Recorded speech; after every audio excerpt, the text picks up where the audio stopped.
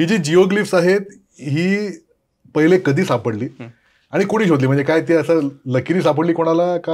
हो, पहिली डिस्कवरी लकीलीच होती. अच्छा. 1990 साली आत्ता जो निवळी फाटा आहे आपला, बर. तो रत्नागिरी ते गणपतीपुळे निवळी फाट्यावरनं जो रस्ता आहे त्या रस्त्याचं रुंदीकरणाचं काम चालू होतं आणि त्या कॉन्ट्रॅक्टरच्या माणसांना पहिल्यांदा काहीतरी जमिनीवर खरडलेलं दिसलं. आता ते जवळपास क्षेत्र 8 बाय 8 मीटरचं आहे.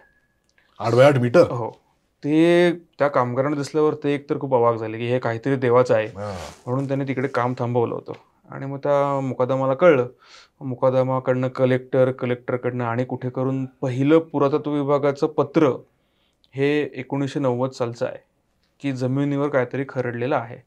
पण त्याची फक्त नोंद झाली. त्याच्या पलीकडे ते वाचवण्यासाठी असे काही प्रयत्न केले गेले नाहीत. सो आता सुद्धा तुम्ही तिकडे गेलात तर जवळपास 70% चित्र रस्त्याखाली गेलेलं आहे.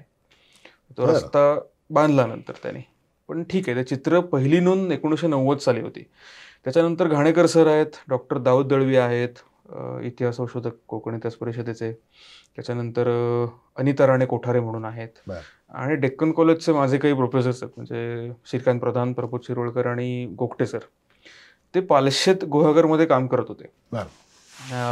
प्राचीन बंदर याच्यावर त्यांचं काम चालू होतं. तर तिथे काम चालू असताना त्यांना कातळ शिल्पाचा म्हणजे काहीतरी सड्यावर कोरलेलं आहे असा स्थानिकांनी रेफरन्स दिला आणि त्यांना काही 2 साईट पालशेतला मिळाल्या. सो 2014 सालापर्यंत एक 10 साईट्सचा विविध ठिकाणांमधनं रेफरन्स होता आणि सिंधुदुर्गातली पहिली साईट बाळकृष्ण लळित आणि सतीश लळित यांना मिळाली होती.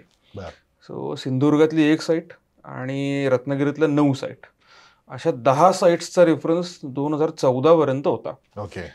त्याच्यानंतर मग माझे जे सहकारी आहेत सुधीर रिसबूड, धनंजय मराठे आणि सुरेंद्र ठाकूर देसाई, त्यांनी ह्याला मोठ्या प्रमाणात हात घातला.